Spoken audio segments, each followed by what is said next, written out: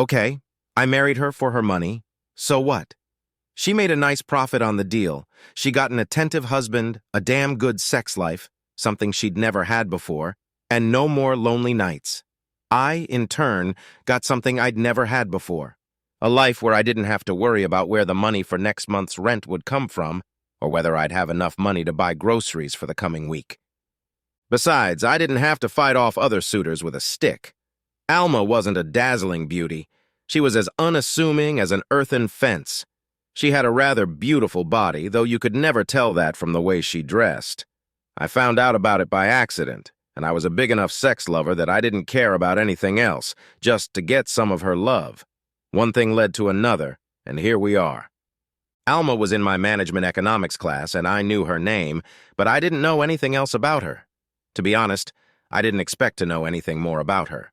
For one thing, she was unassuming and looked a little scary in the baggy dresses she always wore. There was nothing attractive about her. She was also very shy, and if you happened to glance at her, she would quickly avert her gaze. No, definitely not a girl I would spend time getting to know. Don't get me wrong, I was a college student, and a good half, or better two-thirds of the women I courted, turned their noses up at me, and the ones who didn't, weren't interested in me for more than a short period of time. One evening, driving home from class, I saw a woman on the side of the road changing a tire. It was pouring rain, the woman was soaking wet, and she was obviously having trouble with her jack. I pulled over to the curb, got out to help, and saw it was Alma. She looked like she was drowning. Her car had cloth seats, so I sat her on the vinyl seats in my car while I changed her tire.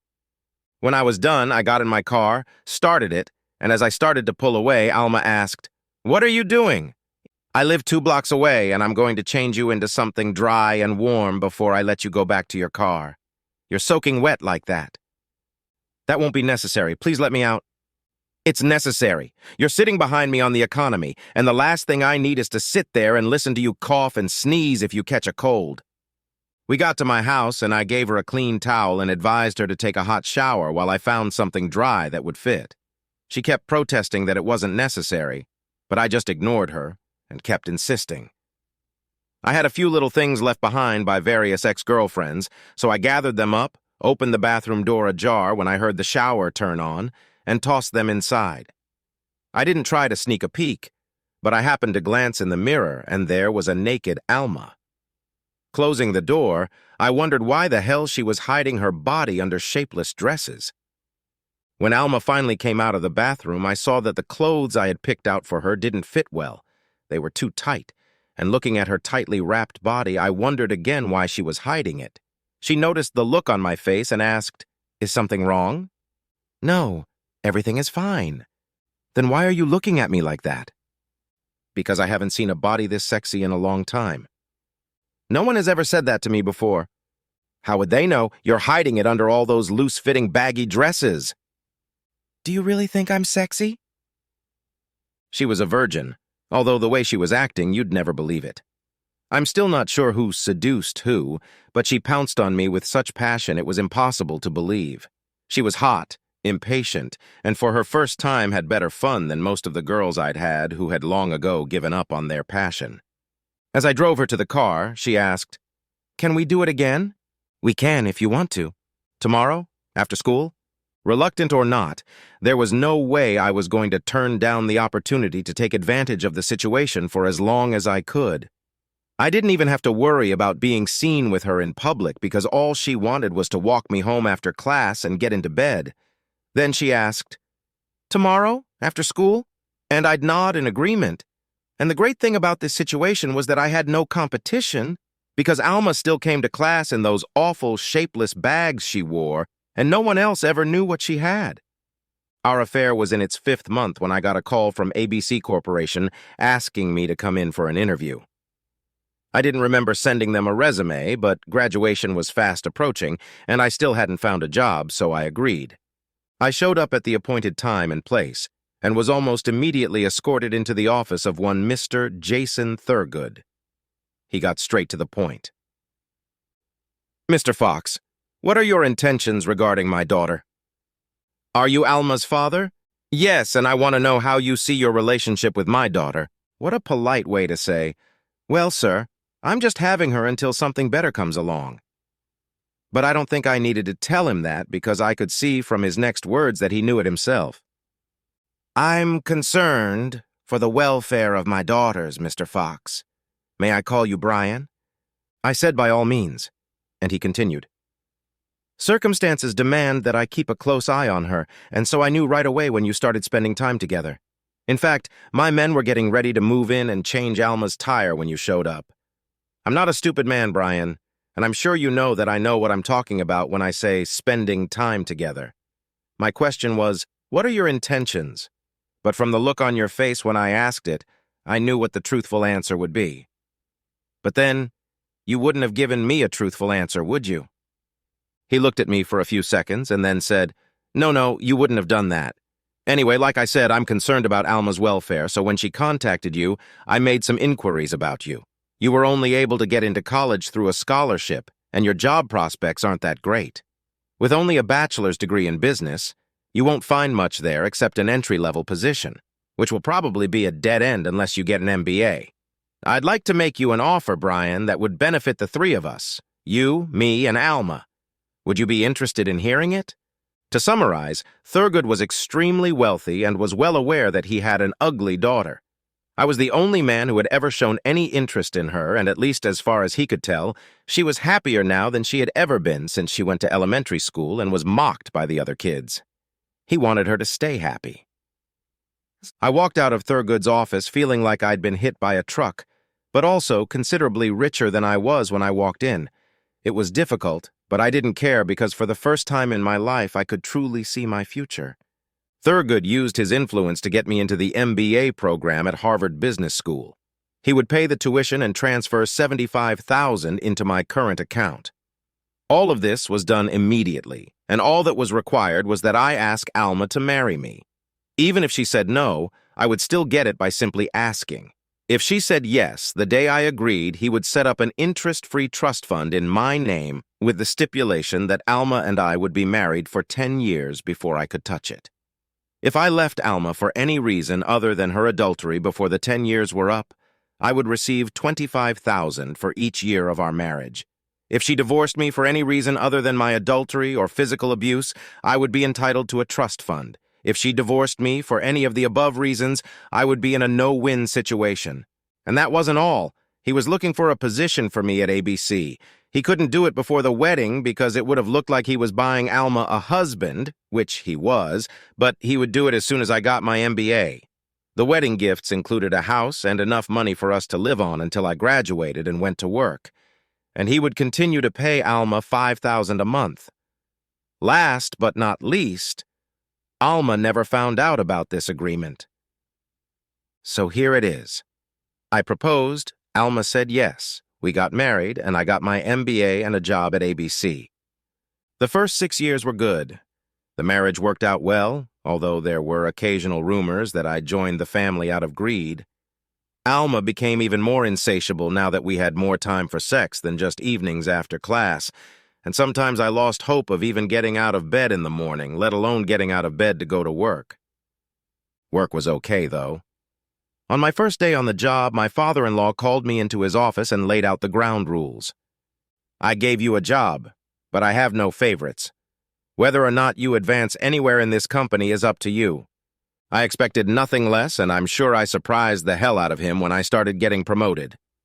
By my 3rd year, I was a regional manager, and by the end of my 5th year, I was a division manager. I had an above-average chance of making the next VP position. I think he was also surprised that my marriage to his daughter was not just a formal marriage.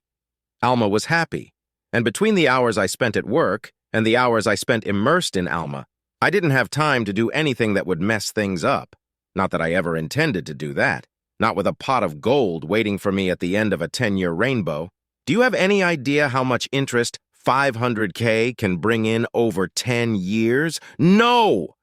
There was no way I was going to do anything that would screw it up. Well, things did suck, but it wasn't my fault. It was Alma's fault. 3 things happened that changed things. First, Alma decided to give me a gift. She had plastic surgery and gave herself a face that emphasized her stunning figure. Second, this new face made her feel more sexy, and it was causing me to be tired all the time, and Alma was frustrated that she wanted more but couldn't have it. Third, and probably the most disastrous, was that rumors were finally starting to reach her that I had married her out of greed. I got my first hint that I was in trouble when Alma stopped trying to love me to death. She still pursued me almost every night, but it was no longer as frenetic as it used to be. Then she wasn't home when I visited. Evenings with her girlfriends she'd come home late from, and on those nights she always showered before going to bed. She said it was because she wanted to wash off the smell of cigarette smoke before curling up next to me. I had no idea these were classic signs of marital infidelity. Why would I think that? No one had ever looked at Alma twice before. But what I didn't realize was that there was a new Alma. An Alma with a pretty face. Then rumors about Alma began to reach me. Rumors about her unbridled behavior at parties with the girls. I still didn't think about other men. I just thought that Alma was letting her feelings out for the first time in her life. And who was I to judge her for it? 6 months passed, and one day my father-in-law called me into his office. "What are you going to do about Alma?" "What's the occasion?" "You don't know?" "No, I can see you don't know." "Well, it's your life, and I have no right to interfere." "But you already have.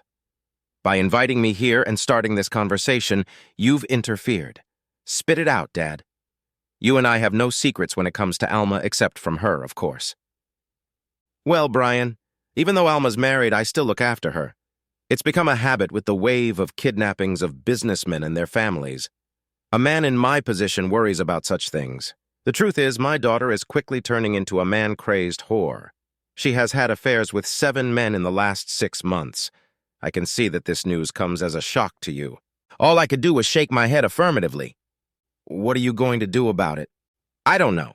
"You don't know? This is your golden opportunity, Brian. This may sound weird coming from me, but you don't have to put up with this shit. You could hire a private investigator, get some dirt on her, and get away with it. Our agreement absolves you of responsibility for cheating. You've already handled it better than I could have expected, and besides, you don't have to worry about your job." Chuckles. "Thank you. That's good to hear." "Good." Chuckles. "Let me know what you're gonna do." "I already know." What?" "Nothing at the moment. I need to see if there's any way to work things out with her." "Why in God's name?" "Because, Dad, at some point I fell in love with my wife." "Oh, you poor thing!" "Yeah, but isn't that a bitch?" It was 2 days after I met my father-in-law before Alma threw another girl's party. I made sure to wait for her when she got home at 3 in the morning. "What are you doing up?" "Waiting for you."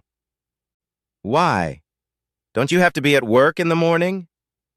"Yes, but for some reason I'm awfully horny and looking forward to you coming home." "All right, you're my tiger. Just let me take a quick shower." "No, baby. I want you right now, right here on the floor, just the way you are." I started to unbutton her blouse, but she tried to pull away from me. "No, honey. Let me wash the cigarette odor off of me. I won't feel good making love the way I do." "If I didn't know you better, Alma, I'd think you were trying to hide something from me." I saw her face change, and she said, "Okay, Brian, I'd rather not do it this way, but since you insist, I guess I'll get it over with. I was with another man tonight, and I wanted to do you a favor and wash him off me before I went to bed with you. Are you still in a hurry to get me?" It was a cold lunge. I don't know what I expected, but not that I just almost fucked another man. "No, I guess I don't, Alma, if you say so." "Go to bed, Brian. I'll have a shower, and then we can make love."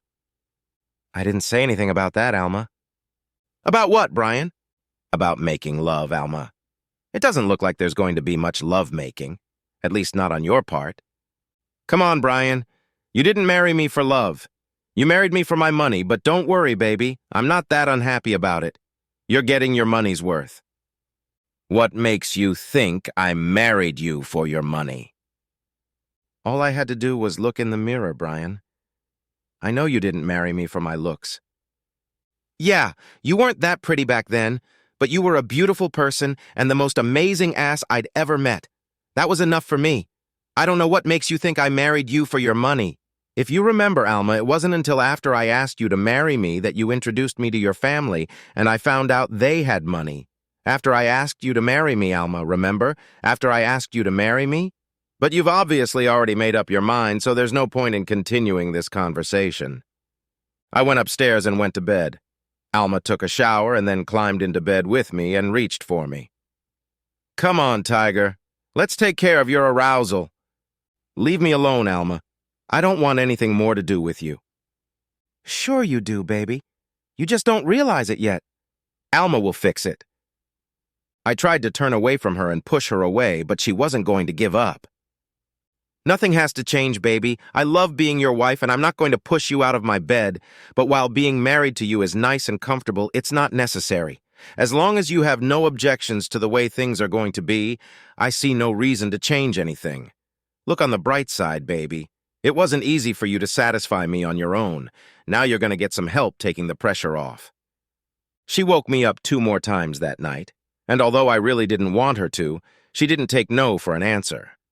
She was still asleep when I left for work, and I spent most of the day trying to figure out what I should do next.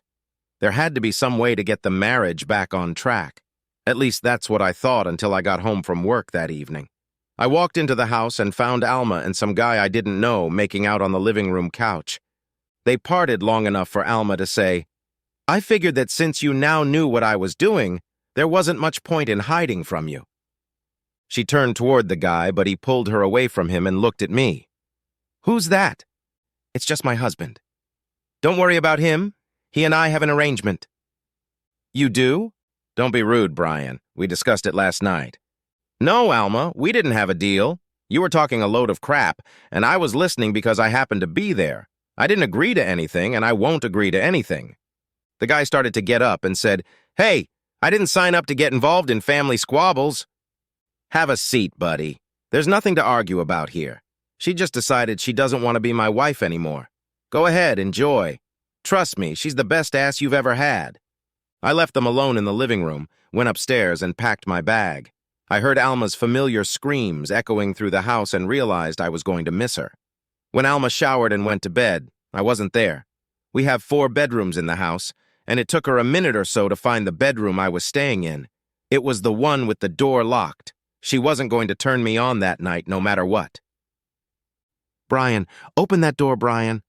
"Go away, Alma. There's nothing to talk about. You've made yourself perfectly clear, and I'm not going to waste any more time trying to convince you that you're wrong. Brian, stop screwing around and open this door. Go away, Alma." "Brian, I won't stand for this. You open that door right now. You hear me?" I covered my head with a pillow, but I could still hear her pounding on the door and yelling at me for the next 5 minutes before giving up and going to bed. The next day, I was up and out of the house before Alma woke up and followed my father-in-law's advice. As soon as I got to work, I hired a private investigator and then arranged to move into the company suite at the hotel until things settled down. I didn't go home that night, and Alma called my cell phone a half-dozen times, but I never answered the phone or called her back. The next day, she called me 5 minutes after I got to the office. "Where were you last night?" "Moving into my new apartment." "Brian, what are you doing?" "I'm leaving, Alma. Looks like you don't want to be my wife anymore. Somehow you got it into your head that you could be a whore and I'd be fine with that." "Brian, you're not thinking straight about this. We both know you married me for my money. Pretending to be an abusive, loving husband is a waste of time. I told you it doesn't matter. Now I'll look forward to seeing you tonight. I'll cook dinner and then we can go to bed. I'll show you how unimportant it is to me." I said, "Goodbye, Alma," and hung up. I didn't go home that night, and the next day I didn't answer Alma's calls. I went and talked to my father-in-law and told him what was going on and why. "Did she actually bring him home while you were there?" "Yes. God, what's gotten into that kid?" "If I had to guess, I'd say it's her new face. She's no longer the ugly duckling, and she's trying to make up for everything she thinks she's missed. I need to take some time off. I'm not answering her calls, and sooner or later she's just going to come here to the office. I don't want to see her or talk to her until I hand her the papers." "Are you determined to divorce her?" "No, I don't want to, but if she doesn't change, I don't see that I have a choice." "I'm sorry I got you into this, Brian." "Hey, I took you up on your offer out of pure greed, Dad. I'm as surprised as anyone at how things turned out. I don't regret doing it, but I'm just sorry it ended this way." For the next 2 weeks, my cell phone rang a dozen times a day, and I didn't answer the phone unless I knew who was calling. Alma figured out that I was using caller ID to filter out her calls and tried to call from a payphone or a friend's phone, and if she got through, I immediately hung up. The day my lawyer called and said the divorce papers had been filed, I finally got a call from Alma. "Brian, damn you, where the hell have you been? Why haven't you returned my calls, and what the hell is this divorce story?" "You're a college graduate, Alma, so you should realize that your third question is the answer to the first two." "Brian, you're being silly. We don't have to get divorced. I told you, darling, I love being your wife. You don't have to do this." "Of course I do, Alma. It's a matter of pride. A matter of ego, if you like. No man, if he's a man at all, would let his wife abuse him the way you abused me. My detective, who took the pictures that were in the envelope with the divorce papers, also found out that you've been doing this shit for the last 7 or 8 months. Did it turn you on, Alma? Did it turn you on that you came to my house and let me possess you after you were with another man?" "I never did that to you, Brian. I always showered before I went to bed with you." "Of course you did, Alma. We're both pretty sure that dousing didn't wash away what's left of your lover, did it? Did you always brush your teeth and gargle your throat?" There was silence on the other end of the line. "What, there's no answer to that question? Well, here's another question you can try to answer. What were the divorce papers asking for? You don't have to answer that one either. I'll do it for you. They're not asking for anything. No house, no furniture, no compensation of any kind. All they're asking for is to let me go. I went into marriage with nothing but love for you, and I'm leaving with nothing but pride. That's how much your money means to me." "Please don't do this, Brian. We can work this out." "No, we can't, Alma. It was too late to work things out when you brought that asshole to your house and had fun with him in my house. It was too late when you started using that bullshit about me getting married for your money as an excuse to sleep with other guys. It's a lie you tell yourself so you don't feel guilty about what you were doing to me. The truth is that you had plastic surgery, and now you're getting hit on out of the blue by men trying to get you into their bed. You lived your life as an ugly duckling who was ignored, and now that you've turned into a beautiful swan, you've decided to catch up. See what you missed? Well, you got it all figured out, Alma. You've always had a sexy body, and now you've got a face to match. Don't worry, Alma, your bed will never be empty. Goodbye, Alma." As I hung up, I looked across the table at my father-in-law. "How did I do, Dad?" "A little melodramatic, but not bad at all. In fact, if I had a son, I could only pray he'd be just as big an asshole. Heady praise from the master. So what now?" "Well, I'm not stupid, so I guess we file for divorce. And then we'll see." It wasn't easy avoiding Alma until the divorce was final, but with the help of a few people, I managed it. The receptionist in the lobby alerted me every time Alma entered the building, and I managed to leave my office when she got there. The security guards would let me know when she slept in the parking lot next to my car, and I would call a cab to come pick me up at the loading dock in the back. She tried to contact her father, but he didn't want to help her. "You made your bed, Alma. Brian didn't deserve what you did to him, so you have no one to blame but yourself." The papers stated that no one was to blame for anything, so she couldn't contest the divorce, but she still showed up in court the day the divorce was granted. She came up to me when it was over. "Please talk to me." "I have nothing to say, Alma. You said all this the last night we lived together, remember? Let me try to remember the exact words. While being married to you is pleasant and comfortable, it's not necessary. As long as you have no difficulty with the way things are going to be, I see no reason to change anything. Is that about right? Well, consider it a difficulty, Alma. Oh, one last thing. Let's read this document together to see how your money-hungry ex-husband who married you for your money is doing. Where is it? It's got to be around here somewhere. Oh, shit. Nothing. Not a dime. In fact, it even says I have to pay attorney fees and court costs. God, have I ever screwed up? Marrying you for your money and ending up with nothing and having to take money out of my own pocket to pay for a divorce. Next time I marry for money, I'll have to be on my best behavior. Brian, please, let me talk to you. Please listen to me, Brian. I did listen, Alma.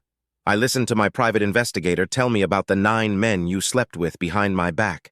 I listened to your screams and moans as you brought a man into my house and slept with him while I was there. It's over, Alma.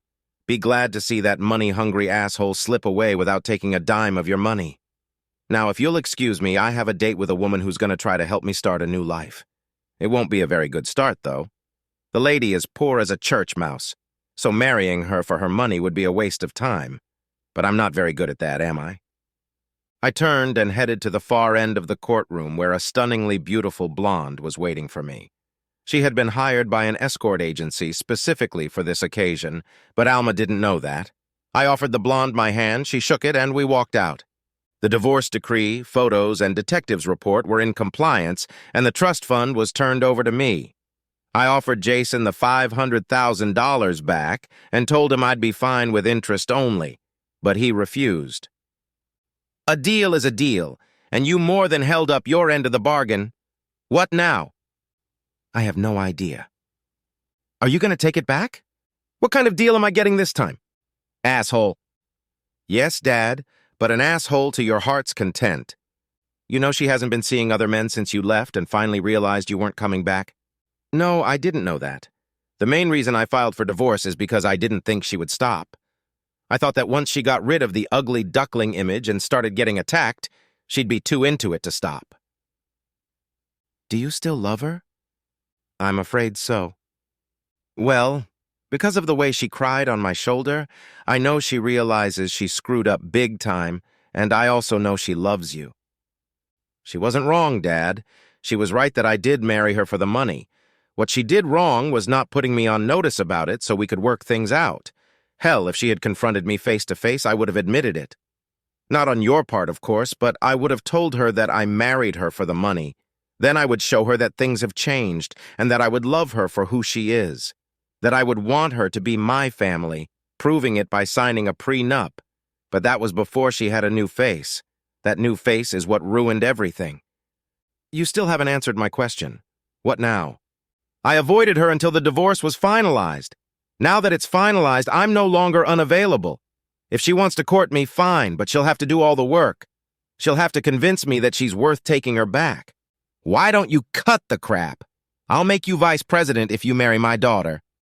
You bet I will, Dad. You'll make me vice president even if I don't marry your daughter.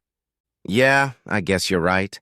It took her a while, mostly because I didn't want to make it easy for her, but eventually Alma got me to agree to talk to her.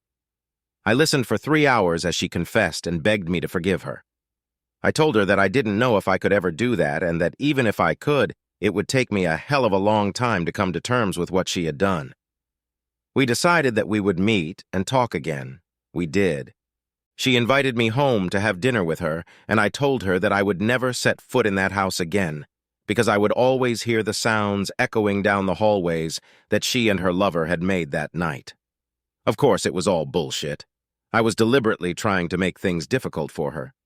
She surprised the hell out of me by putting the house on the market the very next day. Alma tried her best, and I gave in little by little until the day came when she asked me to marry her again. If I say yes, you'll have to fulfill one condition. What's that? You have to sign a prenup. Now that I'm vice president and I'm getting a big salary, I have to make sure you don't marry me for the money.